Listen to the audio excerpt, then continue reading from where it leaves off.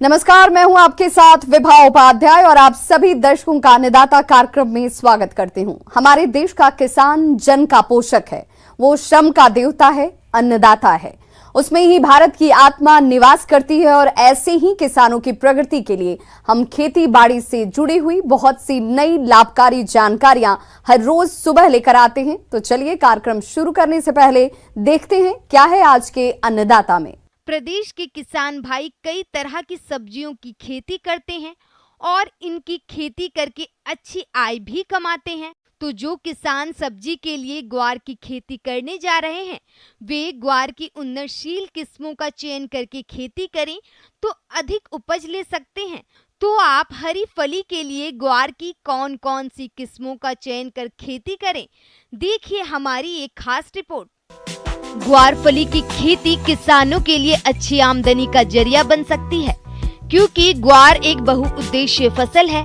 इसकी खेती सब्जी, हरी फलियां, चारा, दाना, हरी खाद, भूमि संरक्षण के लिए की जाती है। ग्वार की फलियों में प्रोटीन और रेशा होने के कारण इसे सब्जियों में प्रमुखता दी जाती है, जिसके कारण बाजार में फली की मांग बढ़ने लगी है। इसकी खेती करने वाले किसान अच्छा खासा मुनाफा कमा रहे हैं। भूमि का चयन।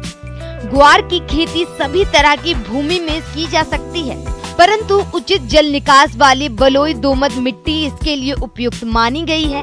उत्तरी पश्चिमी क्षेत्र की रेतीली मिट्टी भी ग्वार फली फसल के लिए उपयुक्त है। इसकी खेती हल्की झरिया व लवणीय भूमि में, जिसका पीएच मान 7 से 8 तक हो, वहाँ भी की जा सकती है। उन्नत किस्में। किसान भाइयों, आज के समय में ग्वार फली की मांग बढ़ने से इसकी कई उन्नत किस्में विकसित हो गई हैं, जिसका चयन करके किसान बढ़िया पैदावार ले सकते हैं। ग्वार फली की उन्नत किस्में RGC 936, RGC 986, RGC 1002, HG 365, HG 563, HG 220 की बुआई कर सकते हैं। ग्वार फली की किस्में पूसा मौसमी, पूसा सदाबहार, पूसा नवबहार, दुर्गा बहार, शरद बहार, M83, गोमा मंजरी, AHG 13 की बुआई कर सकते हैं। खेत की तैयारी। वर्षकालीन ग्वार फली की फसल के लिए खेत की पहली जुताई मिट्टी पलट हल से करते हैं।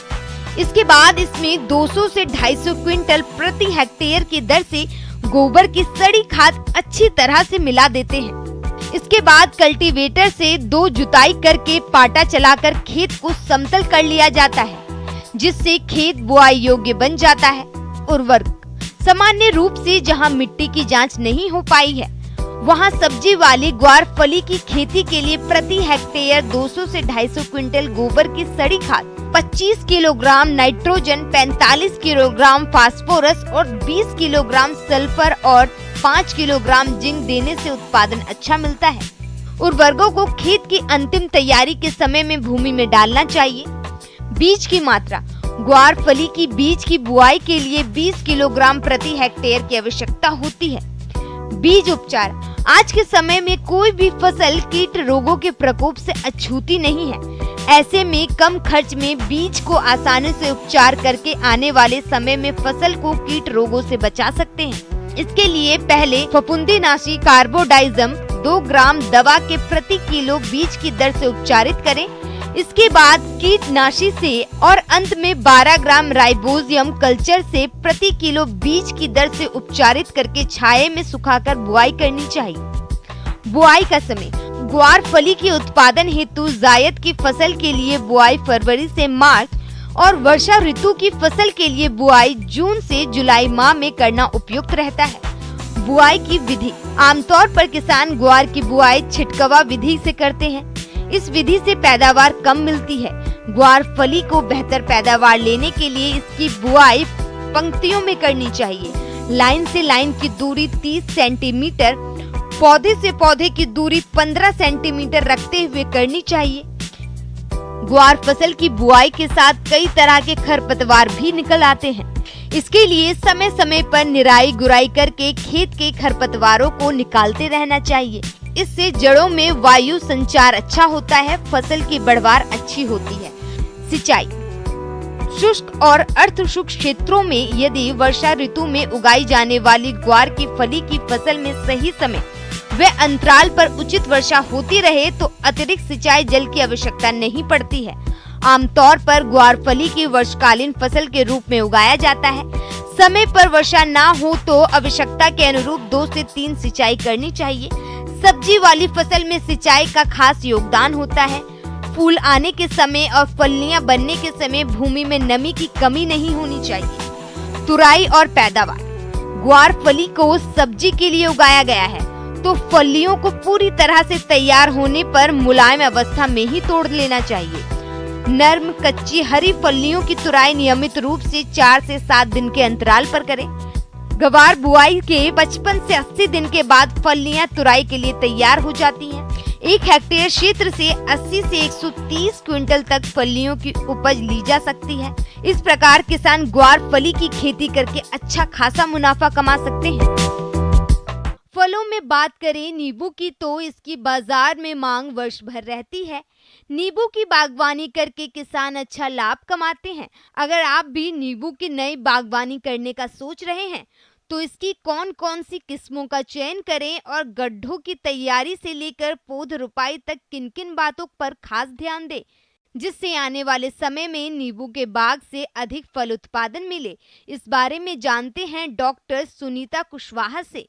तो सबसे पहले तो नींबू की जो किस्म आप कौन कौन से जो नए बगीचे अगर हमारे किसान भाई लगाना चाहते हैं तो नए बगीचे लगाने के लिए किस्म का चुनाव पर ध्यान देना जरूरी है। नए प्रभेद हैं किसी भी जो हमारी कृषि विश्वविद्यालय है वहाँ से प्राप्त कर सकते हैं या कृषि विज्ञान केंद्र से प्राप्त कर सकते हैं। तो नींबू की किस्म में कागजी लाइम तो पूर्वी कागजी काफ़ी अच्छी वैरायटी है। इसके साथ ही साथ विक्रम है और प्रमालिनी है जो काफ़ी अच्छी वैरायटी है जिसको कि हमारे जो उपभोक्ता हैं वो पसंद करते हैं। और साथ ही साथ सिलेक्शन 49 है और एक नींबू ऐसा होता है सीडलेस लेमन जिसको कि कहते हैं, इसमें बीज नहीं होता है और ये भी काफ़ी हाई डिमांड पर बाज़ार में बिकता है। आप बगीचा लगाने के लिए गड्ढे की खुदाई कर दें। जिस हमारे किसान भाई जो खेत में नींबू लगाएंगे उसमें जो गड्ढे का लंबाई चौड़ाई और ऊंचाई यानी कि गहराई वो 60 × 60 × 60 सेंटीमीटर रखना है। इसके साथ ही साथ उस जो गड्ढा आप बनाएंगे उसमें से जो मिट्टी निकलेगी तो पहले क्या करेंगे, जब आप गड्ढे की खुदाई करेंगे तो उसमें आधा यानी कि 30 सेंटीमीटर तक जब आप जाएंगे तो उस जो मिट्टी ऊपर की निकलेगी उसको एक तरफ निकाल के रख दें। उसके बाद जो अगला 30 सेंटीमीटर की खुदाई करेंगे उस मिट्टी को निकाल कर दूसरी तरफ रख दें। इसके बाद आप जो ऊपर की मिट्टी निकली है और जो उसमें से आधी मिट्टी ले लें और जो नीचे से मिट्टी निकली है उसको पूरा लें और इसके साथ ही साथ उसको अच्छी तरीके से मिक्सचर बना दें। दोनों मिट्टियों को अच्छी तरीके से फिर मिला दें क्योंकि जो नीचे की मिट्टी होती है उसमें जीवांश का अंश कम होता है और ऊपर की जो मिट्टी होती है उसमें जीवांश का अंश अधिक होता है। तो इससे क्या होगा कि गड्ढे की जो पूरी मिट्टी है पुनः उसमें जीवांश जो मात्रा है वो एक समान हो जाएगी। इसके साथ साथ उसमें सड़ी गोबर की खाद जो है 25 किलोग्राम मिला दें और सिंगल सुपर फॉस्फेट जो खाद आता है वो 1.5 किलोग्राम प्रति गड्ढा के हिसाब से उसमें मिला दें।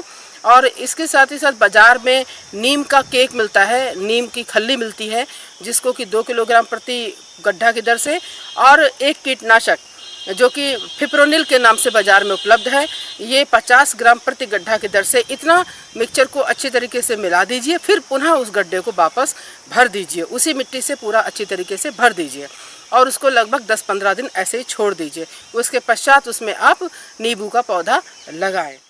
गड्ढे की भराई के 15 दिन बाद पौधों की रोपाई करना चाहिए। पौध को रोपते समय चिन्हित किए गए गड्ढों के मध्य में पौधों की पिंडी के हिसाब से छोटा गड्ढा खोदें। इसके बाद पॉलीथीन को निकालकर मिट्टी समेत पौधे को बनाए गए गड्ढे में रोपें। इसके बाद पौधे के चारों तरफ मिट्टी को अच्छी तरह दबा दें। फिर हजारे की सहायता से हल्की सिंचाई करें। तो पौधे से पौधे का दूरी 5 मीटर और पंक्ति से पंक्ति का दूरी 5 मीटर रखा जा सकता है। इसके साथ साथ अगर आपको लगता है तो आप 6 मीटर पंक्ति से पंक्ति और 6 मीटर पौधे से पौधे की दूरी पर भी बगीचे को लगा सकते हैं। ये दोनों ही जो दूरियां हैं इस पर काफ़ी उपयुक्त बढ़वार होती है, अच्छी बढ़वार होती है। पोषण प्रबंधन कर अच्छा फल उत्पादन लिया जा सकता है। पौधों को दी जाने वाली खाद और उर्वरक की मात्रा पौधों की आयु, दशा व मृदा के प्रकार पर निर्भर करती है। तो पहले साल आपको 10 किलोग्राम सड़ी गोबर की खाद पौधे में देनी है। जो नाइट्रोजन है वो 180 ग्राम देनी है, फास्फोरस 150 ग्राम देना है और पोटास 100 ग्राम देना है। ये प्रति पौधे की बात हो रही है, प्रति पौधा आपको इस दर से देना है।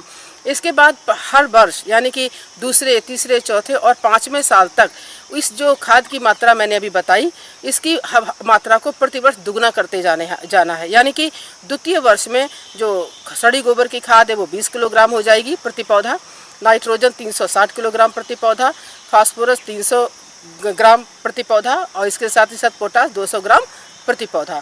और ये मात्रा हर वर्ष दुगनी होती चली जाएगी और 5 वर्ष तक लगातार आप पौधे में ये खाद की मात्रा इस दर से देते रहें। इसके पश्चात जो है खाद की मात्रा में परिवर्तन हो जाएगा। तो 5 साल तक आपको पौधे की ज़्यादा ध्यान देना है क्योंकि यही उसकी वृद्धि का मुख्य समय होता है। खाद देने का जो मुख्य समय है वो मार्च अप्रैल है, उचित समय होता है मार्च अप्रैल में, क्योंकि नए कल्ले आते हैं और उस वक्त जो पौधा होता है उसमें अंदर उसके जो आंतरिक जैविक क्रियाएं होती हैं वो काफ़ी तेज़ी से हो रही होती हैं। तो जो हम खाद देते हैं वो अच्छी तरीके से पौधे को प्राप्त हो जाती है। बीमारियां जो देखी गई हैं मुख्य रूप से जब आप बगीचा लगाएंगे तो ऐसी स्थिति में हमारे किसान भाई बोरडॉक्स मिक्सचर आता है जिसको 1:1:10 के अनुपात में तने पर लेप बनाकर लगा देंगे। तो लगभग बगीचा लगाने के 3 साल बाद पौधे में फलन प्रारंभ शुरू हो जाता है। एक देखा जाए तो बाजार में बेचने के योग्य पौधा तैयार हो जाता है, फल देने लगता है। वैसे तो आजकल जो प्रभेद उपलब्ध हैं उसमें अगले सीजन यानी कि अगले वर्ष ही फल आने शुरू हो जाते हैं, लेकिन कमर्शियल अगर देखा जाए तो 3 साल बाद पौधा जो है फल देना प्रारंभ कर देता है।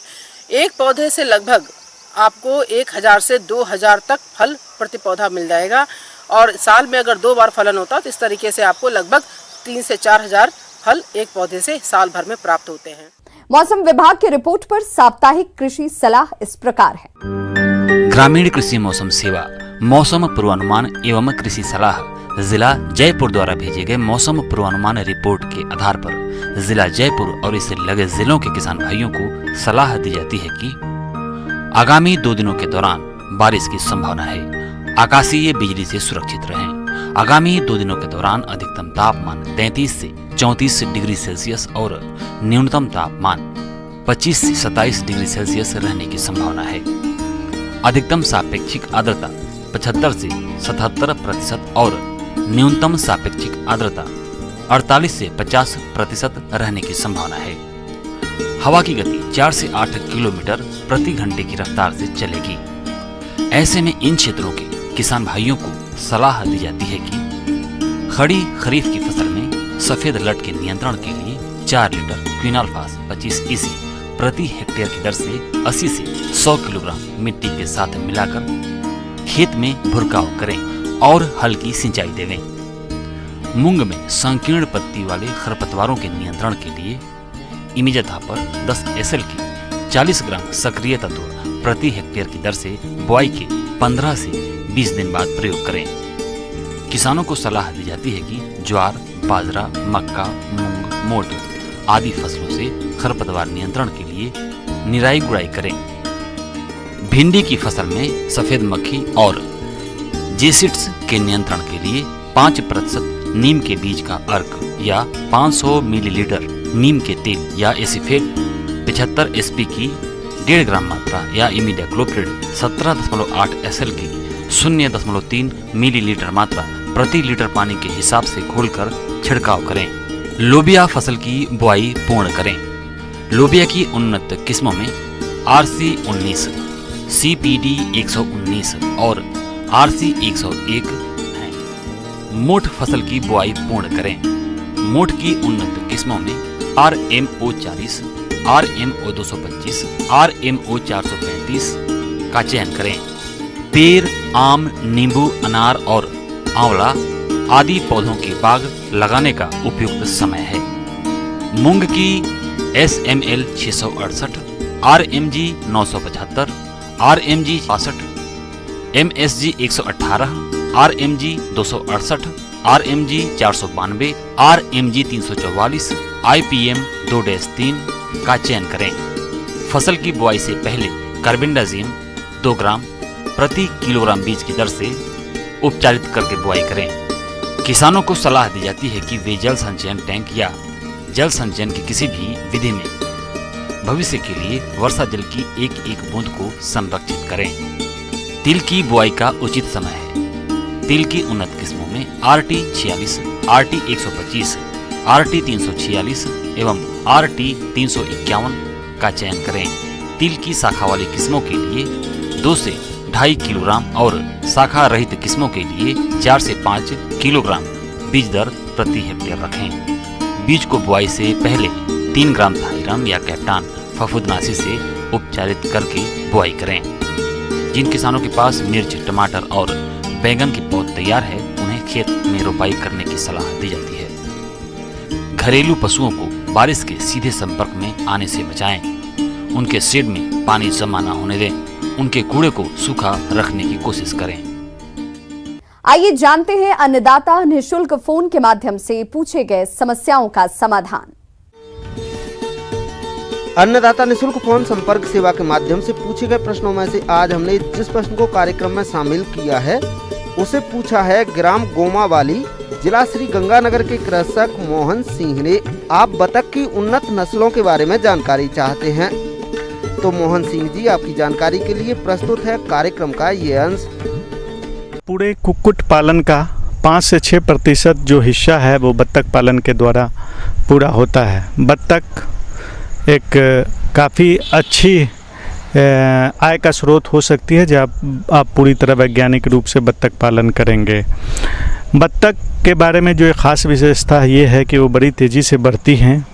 अपना बहुत सारा भोजन वो तालाबों से के स्रोतों से और अन्य स्रोतों से ले लेती हैं और जहाँ भी नेचुरल रिजर्वायर हो वहाँ पर बत्तख पालन और भी अधिक कम लागत में ज़्यादा मुनाफा देती हैं। बत्तख के अंडों के बारे में है कि बत्तख का अंडा लगभग जो है 10 से 15 ग्राम मुर्गी की अपेक्षा ज़्यादा बड़ा होता है। मुर्गियों की अपेक्षा बत्तख पालन में जो बीमारियां होती हैं वो बहुत कम होती हैं। जब बत्तख लगभग 16 से 18 सप्ताह के आसपास की हो जाती है तब वो अंडा देना शुरू करती है। बतख पालन करने के दौरान सबसे महत्वपूर्ण बात ये है कि कुछ बतख अंडे के उत्पादन के लिए बेहतर होती हैं और कुछ मांस उत्पादन की दृष्टि से बेहतर होती हैं। कुछ बतख की नस्लें ऐसी भी हैं जिससे आप मांस और अंडा दोनों प्राप्त कर सकते हैं। इसलिए बतख पालन शुरू करने से पहले आपको उनकी नस्लों के बारे में उचित जानकारी होनी आवश्यक है। बत्तख की बात करें तो मुर्गियों की तरह ही बत्तख में भी कई प्रभेद होते हैं। जो एक अंडे देने वाली नस्ल होती है उसमें ख़ास करके जो खाकी कैम्बेल हैं, रनर हैं, ये काफ़ी ज़्यादा अंडे देती हैं और खाकी कैम्बेल तो 280 से 300 अंडे तक प्रति वर्ष देती हैं। या जो लोग अंडा उत्पादन के लिए करना चाहते हैं, ये कम मेंटेनेंस में ये एक बहुत ही अच्छा साधन है जहाँ पर आप बत्तख पालन करना चाहते हैं उनके लिए। इनका प्रबंधन भी आसान होता है। जब हम बात करते हैं मांस के लिए, जब आप बत्तख पालन करते हैं तो मस्कोवी है, एल्सबेरी है, तो ये सब प्रजातियां हैं। आप उसको आसानी से आप जब मांस उत्पादन के लिए बत्तख पालन करते हैं तो इनका बत्तख पालन आप करें। सबसे बड़ी बात होती है कि जब आप बत्तख पालन शुरू करते हैं तो चूज़ों की देखभाल।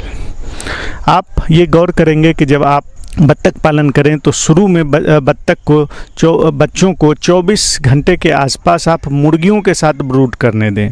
सब हम लोग जानते हैं कि तापमान का बहुत महत्व है। जब गर्मियों के दिनों में तो वैसी जगह बच्चों को रखें जहां खुली हवादार जगह हो, जहां पर बहुत ज़्यादा गर्मी ना हो। लेकिन जब ठंडों के मौसम में इसकी थोड़ी हम लोगों को देखभाल तापमान की दृष्टि से बहुत ज़रूरी हो जाता है और किसी भी तरीके से हमको 37 डिग्री सेंटीग्रेड के आसपास तापमान पहले 1-2 दिन रखना चाहिए और हर दिन कुछ तापमान घटाने देना चाहिए। बतखों के चूजों को लगभग 25% प्रोटीन युक्त आहार देना आवश्यक होता है और जब यह बतखें अंडे देने की स्थिति में हो जाए तो इनको प्रोटीन वाला आहार घटाकर 17% कर देना चाहिए। हालांकि आप इन्हें किसी नजदीकी तालाब या नालों में ले जाकर चरा सकते हैं ताकि वह प्राकृतिक रूप से जलीय जीव जैसे घोंघे आदि का सेवन कर अपनी खुराक पूरी कर सके। वैसे हर बतख को 100 से 150 ग्राम दाना देना आवश्यक होता है। तो आप जब बत्तख के बच्चों चूज़ों का देखभाल करें तो कोशिश करें कि जाली के ऊपर बत्तख के चूज़ों को रखें। जहाँ तक बीमारियों की बात आती है तो बत्तख में बहुत कम बीमारियाँ होती हैं। डक हेपेटाइटिस है, डक कोलरा है, अफ्लाटॉक्सिकोसिस का केसेस आता है, लेकिन ख़ास करके डक हेपेटाइटिस का जो आप टीका है उसको आप लगवा दें। आपको बता दें कि बत्तख पालन जब आप शुरू करना चाहते हैं तो कुछ बातें और आपको विशेष रूप से ध्यान देना चाहिए। हमेशा ये कोशिश करना चाहिए कि 10 में 2 नर हो, ये रेशियो आप मेंटेन रखें। ज़्यादा नर की संख्या हो तो तुरंत आप उसको हटा दें। आप एक चीज़ जान लें कि एक बत्तख के लिए जो ज़मीन की आवश्यकता होती है घर में, वो लगभग 3 से 4 स्क्वायर फीट की ज़मीन की आवश्यकता होती है। इस हिसाब से आप हवादार घर, ऊंची जगह पर आपको कितनी बत्तख पालना है उसके हिसाब से आप उन बत्तखों का चयन कर सकते हैं। बतख के साथ मछली पालन करने से अतिरिक्त आय प्राप्त कर सकते हैं।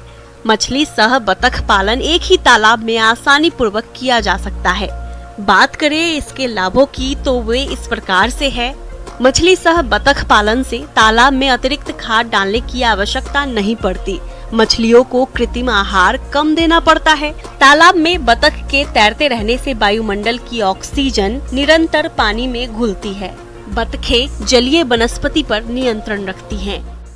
अगर इन सारी चीज़ों को घर में ही मिलाकर अगर आप एक अनुपात में अगर बनाएंगे और आपके पास तालाब की व्यवस्था है तो कम लागत में बत्तख पालन आपके लिए बहुत एक अच्छे आय का स्रोत हो जाता है। किसान भाइयों, कृषि संबंधित समस्या और सुझावों के लिए आप हमें इस पते पर संपर्क कर सकते हैं। प्रोड्यूसर अन्नदाता, news 18 Rajasthan, Ramoji film city, Hyderabad 501512। साथ ही आप हमें ईमेल भी कर सकते हैं। हमारा ईमेल है p18annadatarajasthan@nw18.com।